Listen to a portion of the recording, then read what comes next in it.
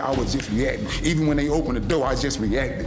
I fired 2 shots. In today's video, we unravel the twisted minds of several individuals, men who shattered the illusion of safety, cold-blooded killers who murdered innocents, and forever etched their names in the annals of most dangerous men on death row. With a chilling pattern of abducting and brutally murdering their victims, these individuals are indeed the worst of the worst. Robert Lee Yates.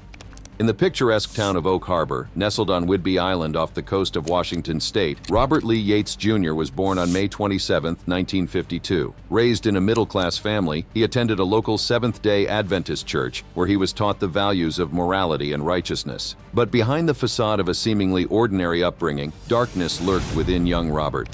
After graduating from Oak Harbor High School in 1970, Robert set his sights on a career in medicine. He enrolled at Walla Walla University, a Seventh-day Adventist school located in Walla Walla, Washington, approximately 2 hours south of Spokane. His dreams of becoming a doctor, however, were short-lived. Medical school proved to be a challenge that Robert was unable to overcome. Faced with the disappointment of his failed medical aspirations, Robert found himself at a crossroads. It was during this uncertain period that fate intervened. Linda Brewer, the daughter of a family friend, entered his life. In 1974, Robert married Linda, embarking on a new chapter that would shape his future in ways he could never have imagined. With his medical dreams shattered, Robert sought employment that would provide stability for his growing family. Linda's father, recognizing Robert's potential, secured him a job as a prison guard at the Walla Walla State Penitentiary. This maximum security facility housed some of the most dangerous criminals in the state, and it was here that Robert would begin his descent into darkness. As a prison guard, Robert was exposed to the darkest aspects of human nature.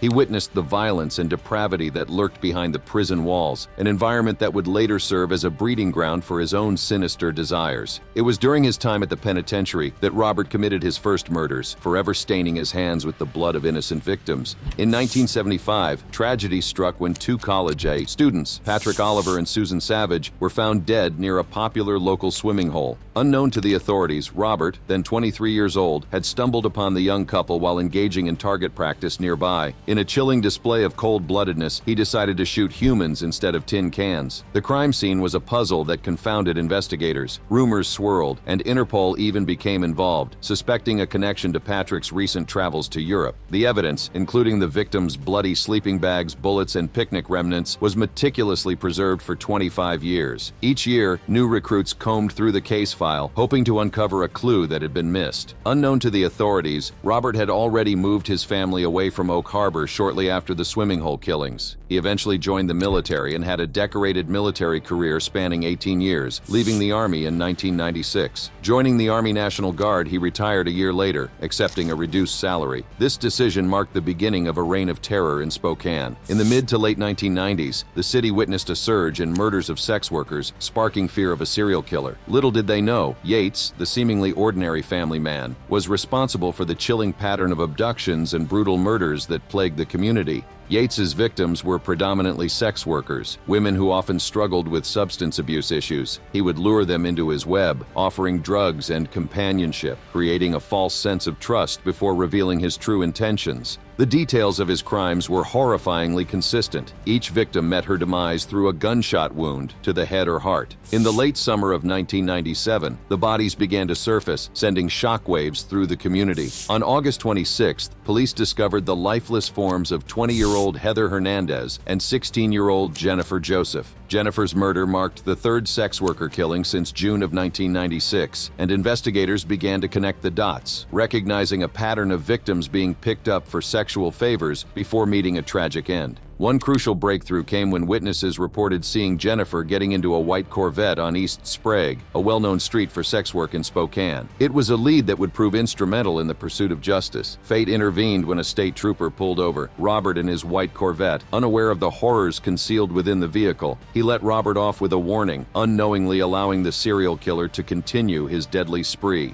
In November of that same year, the body of 29-year-old Darla Scott was discovered buried near a luxury golf course south of the city. The golf course, it seemed, had become Yates' preferred dumping ground. Just weeks later, he was pulled over for speeding only 2 miles away from where Darla's body had been found. Once again, luck was on his side as he received nothing more than a warning. December brought more grim discoveries. On the day after Christmas, the bodies of 39-year-old Sean McClanahan and 31-year-old Lori Wasson were unearthed in a field east of the city. The bodies of Melinda Mercer, Sonny Oster, Linda Mabin, Michelin Durning, and Connie Ellis would follow in the months that followed. Each victim represented a life cut short, a family left shattered by the actions of a man they never suspected. One woman, however, managed to escape the clutches of Robert Lee Yates. Christine Smith, a 32-year-old sex worker, found herself in a terrifying encounter with the serial killer in August of 1998. Aware of the danger she faced, Christine confronted Robert, asking him outright if he was a psycho killer. To her surprise, he vehemently denied it, claiming to be a family man with 5 children. He even offered her $40 for oral action, luring her into the back of his van. But as Christine entered the van, she felt a sudden blow to her head, nearly rendering her unconscious. Miraculously, she managed to crawl out of the vehicle, escaping the clutches of death. Doctors attending to her injuries discovered bullet fragments lodged in her skull, evidence of Robert's attempt to take her life. The fragments were later matched to a .25 caliber bullet found in Robert's van, linking him to the deaths of 7 other women. In September 1999, detectives called Robert in for questioning. Despite the weight of the evidence against him, he maintained his innocence, sticking to his story of being a devoted family man. But the fibers found in his old Corvette, matching those found at the crime scenes, and his fingerprints on the plastic bags used to suffocate his victims left little room for doubt. In April 2000, as he arrived at work at the Kaiser aluminum factory in his Honda Civic, Robert was arrested, his reign of terror finally coming to an end. Yates was found guilty of the murders on September 19, 2002, and was later sentenced to death by lethal injection on October 3, 2002. But in 2018, his sentence was later commuted to life without prison, without the possibility of parole. Till today, this monster remains behind bars.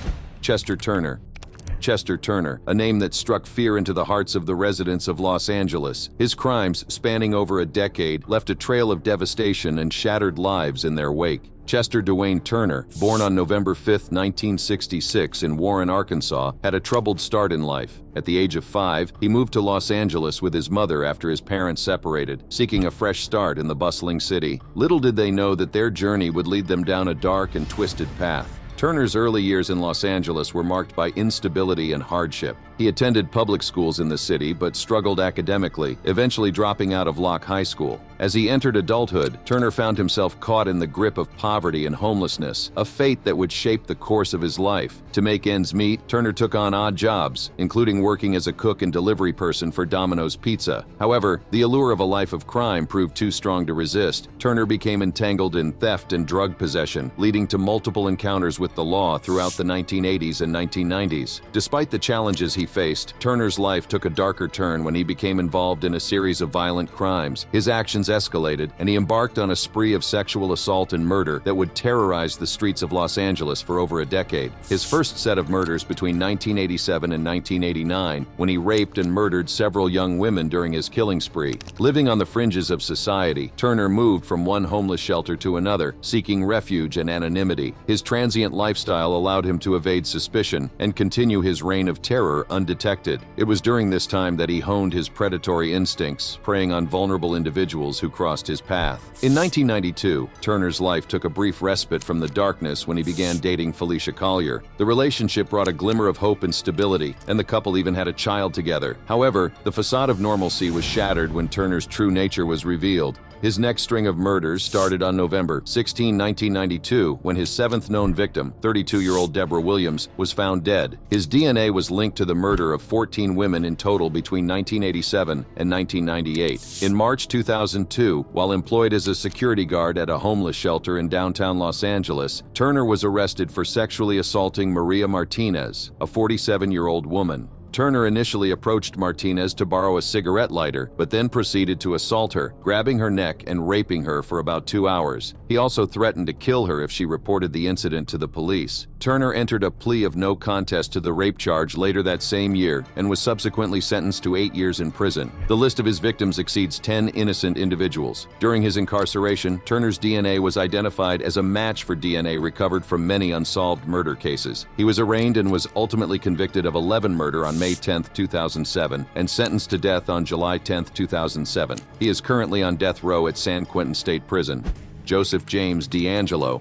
Born on November 8, 1945 in Bath, New York, D'Angelo grew up in a middle-class family. While his childhood appeared relatively ordinary, there were signs of troubling behavior that would later manifest in horrifying acts. As a teenager, D'Angelo developed a disturbing fascination with peeping into windows, hinting at the darkness lurking within him. Little did anyone know that these early signs of deviance would escalate into a series of heinous crimes that would shock the nation. D'Angelo's path eventually led him to a career in law enforcement, a position that would grant him access to knowledge and tools that aided him in his sinister pursuits. He joined the Exeter Police Department in California's San Joaquin Valley in the early 1970s, where he is believed to have committed his first break-ins and his first known killing. D'Angelo's crimes took an even more sinister turn when he moved to the Sacramento area and joined the Auburn Police Department. It was there that he embarked on a spree of burglaries, rapes, and murders that would earn him the notorious title the Golden State Killer. Armed with a handgun and driven by sadistic impulses, D'Angelo meticulously stalked his victims, studying their routines for weeks before striking. He would break into their homes while they slept, binding and gagging them, subjecting them to hours of terror and sexual assault. For years, law enforcement agencies were confused by the killer's ability to elude capture. However, unknown to them, the man responsible for these heinous crimes was hiding in plain sight, blending into society as an apparently ordinary individual. Investigators were able to connect a series of assaults in Central and Northern California to the slayings in Southern California, finally linking them to the Golden State Killer. The investigation took a significant turn when authorities utilized DNA from crime scenes to identify a distant relative through a popular genealogy website database. With this crucial lead, investigators painstakingly built a family tree, meticulously tracing the branches to uncover the identity of the Golden State Killer. Investigators discreetly followed D'Angelo, collecting DNA samples from his car door and a discarded tissue to obtain an arrest warrant. In 2018, Joseph James D'Angelo was apprehended at his home in the Sacramento suburbs. As the legal proceedings began, D'Angelo initially remained almost silent in court. However, during a moment of vulnerability, he muttered a cryptic confession, referring to an inner personality named Jerry that he claimed forced him to commit the wave of crimes. The courtroom proceedings were emotionally charged, with family members of the victims confronting D'Angelo and sharing their pain and anger. The graphic details of the crimes were read aloud, leaving a lasting impact on all those present. On March 4, 2020, D'Angelo proposed a guilty plea on condition that the death penalty be removed, but this offer was declined. However, on June 29th, as part of a plea deal aimed at avoiding the death penalty, D'Angelo admitted guilt to 13 counts of first-degree murder with special circumstances, including murder during burglaries and rapes, along with 13 counts of kidnapping. Finally, on August 21, 2020, D'Angelo was handed down numerous consecutive life sentences with no chance of parole. He is currently incarcerated in protective custody. Paul McManus. In the shadowy corridors of America's penal system, there exists a dark fraternity of death row inmates, some of whom have become infamous legends. Among them is Paul McManus, a man whose name will forever be associated with a horrifying crime that sent shockwaves through the nation in 2001. But to truly understand the depths of his darkness, we must first understand his troubled past. Paul McManus was born on a cold, winter's night in a small town in the heartland of America. From an early age, it was clear that he was different from his peers. He exhibited signs of emotional instability and struggled to fit in. As he grew older, his troubles only intensified. Childhood friends recall McManus as a loner, often lost in his own world. He had a difficult relationship with his parents, marked by frequent arguments and strained interactions. It was during these formative years that the seeds of his darkness were sown. As a teenager, McManus began to exhibit signs of mental illness. He was diagnosed with various disorders, including depression and borderline personality disorder. Despite attempts to seek help, his condition worsened over time, leading to a downward spiral that would ultimately culminate in tragedy. Throughout his adult life, McManus struggled to maintain stable relationships and hold down a job. He drifted from place to place, never truly finding his footing in the world. His mental health deteriorated further, and he became increasingly isolated from society. It was during this period of darkness that McManus met Melissa, a vibrant and caring woman who saw past his troubled exterior. They fell in love and eventually married, hoping that their union would bring stability and happiness. But little did Melissa know the true extent of the darkness that lurked within her husband. The cracks in their relationship began to show soon after their wedding. McManus's mental health took a turn for the worse, and his behavior became increasingly erratic and unpredictable. Arguments escalated into violent outbursts, leaving Melissa in constant fear for her safety. Friends and family members tried to intervene, urging Melissa to leave the toxic environment, but she held on to the hope that McManus could find redemption and overcome his demons. Tragically, that hope would be shattered in the most unimaginable way. On that fateful day in 2001, the darkness that had consumed Paul McManus reached its peak. In a fit of rage and madness, he took the lives of his estranged wife, Melissa, and their 2 young daughters. The details of the crime are too gruesome to recount, but the aftermath left a community in shock and mourning. As the lifeless bodies of his wife and daughters lay before him, McManus's mind raced with thoughts of escape. Fueled by a desperate desire to evade the consequences of his actions, he made a daring attempt to flee. McManus leapt off a bridge, hoping to plunge into the depths below and disappear forever. But fate had other plans. Miraculously, he survived the fall, only to find himself in the clutches of the law enforcement officers who had been hot on his trail. His capture marked the beginning of a long and arduous legal battle that would ultimately seal his fate. The details of McManus's heinous crimes were laid bare in the courtroom, painting a chilling picture of a man driven to madness by his own demons. The jury, faced with overwhelming evidence, had no choice but to deliver a verdict that would send shockwaves through the community. Paul McManus was sentenced to death, a punishment befitting the unimaginable horrors he had unleashed upon his family. Randy Stephen Kraft, the man who would later become known as the Scorecard Killer, was born on March 19, 1945 in Long Beach, California. From an early age, it was clear that Kraft's life would be marked by darkness and tragedy. He grew up in a modest family, but his relationship with his father was troubled, setting the stage for the disturbing path he would later embark upon. Kraft's childhood was filled with a sense of unease and turmoil. His father, a strict and domineering figure, often clashed with young Randy. The tension between them was palpable, and it would have a profound impact on Kraft's psyche. As he grew older, Kraft sought solace and escape from his troubled home life. Education became a refuge for Kraft, and he excelled academically. After graduating from high school, he went on to attend Claremont Men's College, where he immersed himself in his studies. But beneath the surface of his academic success, a darkness was brewing. It was during his college years that Kraft began to explore his political interests. He became involved in local politics and eventually joined the Democratic Party. This involvement in the political sphere would later become a source of fascination for investigators and psychologists trying to understand the mind of a killer. After college, Kraft's life took a turn when he joined the United States Air Force. However, his time in the military was short-lived. In a shocking revelation, Kraft disclosed his homosexuality, which was grounds for discharge at the time. This event would have a profound impact on his life, further fueling his feelings of isolation and alienation. With his military career abruptly cut short, Kraft found himself adrift. He struggled to find his place in the world, grappling with his own identity and the darkness that lurked within him. It was during this period of uncertainty that Kraft's murderous tendencies began to emerge. In 1971, Kraft embarked on a series of murders that would terrorize California for over a decade. His victims were primarily young men and boys, many of whom were hitchhikers or drifters. Kraft would lure them into his vehicle, offering them a ride, and then subject them to unspeakable horrors. His mode of operation was chillingly calculated. Kraft would ply his victims with alcohol and drugs, rendering them helpless and vulnerable. Once under his control, he would unleash his sadistic desires, subjecting them to torture, sexual assault, and ultimately death. The details of his crimes were gruesome and shocking, leaving a trail of devastation in his wake. What made Kraft's crimes even more disturbing was the level of planning and organization he exhibited. Investigators would later discover a coded list known as the Scorecard, which referenced each of his victims. This list, along with other notes and photographs found in his possession, provided a chilling glimpse into the mind of a serial killer. As Kraft continued his killing spree, the public remained oblivious to the horrors unfolding around them. It wasn't until 1975 that the investigation into his crimes began to gain traction. Two friends of one of Kraft's victims reported his distinctive car to the police, but at that time, he managed to evade capture. Undeterred, Kraft continued his reign of terror, claiming more victims and leaving a community in fear. It wasn't until 1983 that his murderous spree would finally come to an end. Kraft was apprehended after being arrested for driving under the influence, leading to the discovery of incriminating evidence in his car and home.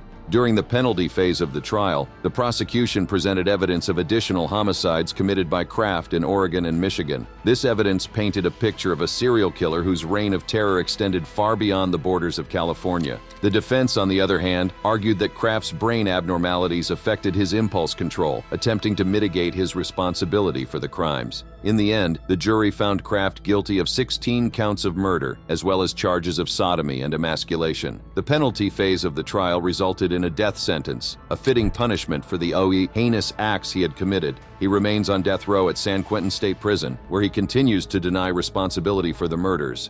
Bobby Joe Long. Bobby Joe Long, a notorious American serial killer and rapist, sent shockwaves through the Tampa Bay area in Florida during a harrowing 8-month period in 1984. Born on October 14, 1953, in the small town of Canova, West Virginia, Long's early life was marked by tragedy and dysfunction. He was born with an extra X chromosome, a condition known as 47, XXY, or Klinefelter syndrome. This genetic variation resulted in excessive estrogen production, leading to some female traits such as breast development. As a child, Long was teased mercilessly for his large breasts, which caused him great humiliation and shame. But it wasn't just his physical appearance that made Long's childhood difficult. He also had a strained relationship with his mother, Louetta Long. Long slept in his mother's bed until he was a teenager, a behavior that raised eyebrows and fueled speculation about their relationship. Louetta, a working woman, often brought home multiple short-term boyfriends, which further strained their already dysfunctional dynamic. As Long grew older, he developed a deep resentment towards his mother's revolving door of boyfriends. He resented the disruption they caused in their home, especially when they would return late at night from their jobs. This resentment and the constant instability in his life likely contributed to the deep-seated anger and darkness that would manifest in his later years. In 1974, Long married his high school girlfriend, Cynthia Bartlett. The couple went on to have 2 children together, seemingly living a normal life on the surface. However, beneath the facade of a typical family, Long's inner demons were growing stronger. He embarked on a spree of sexual violence, targeting women through classified ads. Starting around 1981, Long would contact women who were alone, often posing as a potential buyer or someone in need of assistance. Once he gained their trust, he would unleash his sadistic desires, using what he referred to as his rape kit to assault and rob his victims. Long's crimes as the classified ad rapist were heinous and shocking. He committed at least 50 rapes in Fort Lauderdale, Ocala, Miami, and Dade County. His modus operandi was disturbingly calculated, preying on vulnerable women who were unsuspecting victims of his violent urges. In 1981, Long was tried and convicted for rape. However, he requested a new trial, which was granted, and the charges were later dropped. This legal loophole allowed him to continue his reign of terror, escalating his crimes to a level that would forever scar the Tampa Bay area, Hillsborough, Pasco, and Pinellas. His victims ranged from known prostitutes to factory workers, students, and even exotic dancers. Long seemed to target vulnerable women, often abducting those who were walking alone or working as prostitutes. The aftermath of Long's crimes was devastating. The bodies of his victims were often found in a state of decomposition, dumped near rural roadsides, or dragged into the woods. The investigation into his crimes involved a collaborative effort from multiple law enforcement agencies, but it was the courageous actions of one survivor that ultimately led to Long's capture. On November 3, 1984, Long abducted 17-year-old Lisa McVeigh as she rode her bike home from work. Blindfolded and taken to Long's home, McVeigh endured unimaginable horrors over the course of 26 hours. However, her bravery and quick thinking would prove to be his downfall. Aware of the danger she was in, McVeigh left as many fingerprints as possible in Long's home, hoping to aid future police investigations. After her release, she provided investigators with crucial information about Long's home, car, and even a time period in which she heard him use an ATM. This vital information led to Long's identification and subsequent arrest on November 16, 1984. The details of Long's crimes are horrifying. His victims endured unimaginable suffering, with reports of rape, torture, and brutal physical abuse. Long would often tie his victims with ropes, leaving them in strange positions after their deaths. The bodies of his victims were typically found in remote areas, dumped near rural roadsides, or dragged into the woods. The span of his crimes, from March 27 to November 11, 1984, revealed a disturbing pattern of one murder every other week. This relentless pace of violence left the community in a constant state of fear and uncertainty. The arrest of Bobby Joe Long marked a turning point in the investigation. With the evidence gathered from McVeigh's brave actions, law enforcement was able to link Long to the murders through red carpet fibers found on the bodies of several victims. On April 23, 2019, Florida Governor Ron DeSantis signed his death warrant, and Long was executed by lethal injection on May 23, 2019, more than 30 years after his conviction. Enjoyed the video? Crave more excitement? Stay tuned by clicking on any of the cards on your screen right now for more thrilling content. See you next time.